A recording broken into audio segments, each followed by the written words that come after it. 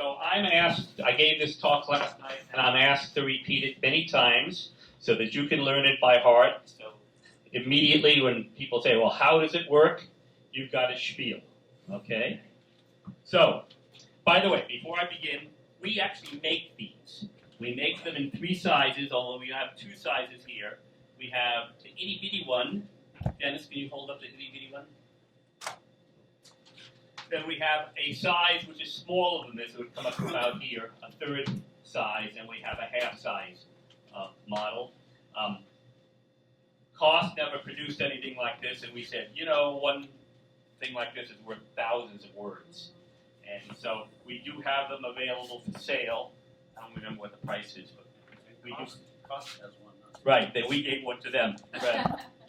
Okay, so this is a 1/2 size model of a Biosand water filter. So the real one is about 3 feet tall, 1 foot square, and it's made out of cement. It would have a tube built into it. The tube, by the way, can be plastic. It can also be copper. You know, we tend to like braided plastic. Built into the cement. At the bottom of the filter is 2 inches of 1/2 inch gravel. Above that is 2 inches of 1/4 inch gravel. Above that is 21 inches of sand. Not from a desert, or if you can help it, not from a beach, but from a high river bank or a quarry. And we sift and we sift and we clean it.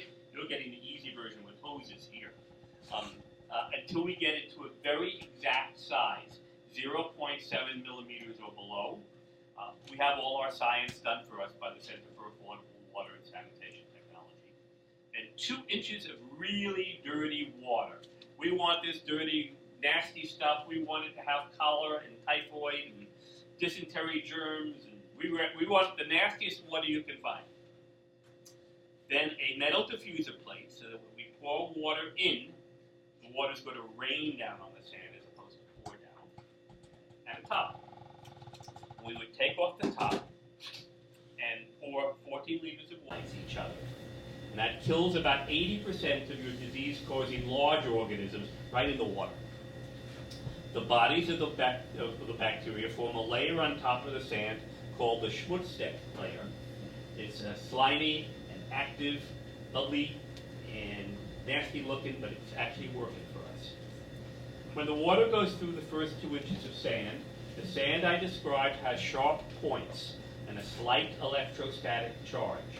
And the viruses, rotavirus, which is the leading killer of children in Africa, hepatitis A, I had it in India in 1981, and it's no fun, gloms onto the sand.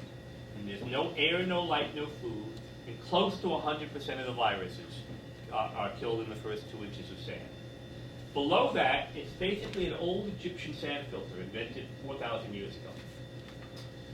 No worms can get through, no amoeba, no protozoa. More bacteria are screened out. When it gets 6 inches down, there's absolutely no air, no light, no food. Everything dies. The gravel keeps the sand out of the tube. Water comes out at slightly less than 1/2 liter per minute, up to 84 liters a day, 95 to 99% pure of bacteria, virtually 100% pure of viruses, protozoa, amoeba, and worms. It also takes out heavy metals like cadmium, iron, manganese, and lead. It can be modified to take out arsenic. We have one of the world's leading experts on removal of arsenic through a biosand filter over there. And the best part of it, it works for 30 years with virtually no maintenance. Cost, raw materials vary from country to country.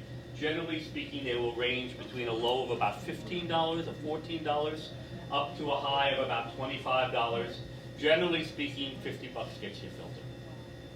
With the exception of Ethiopia, where it's about $65 because cement is very expensive. That's it.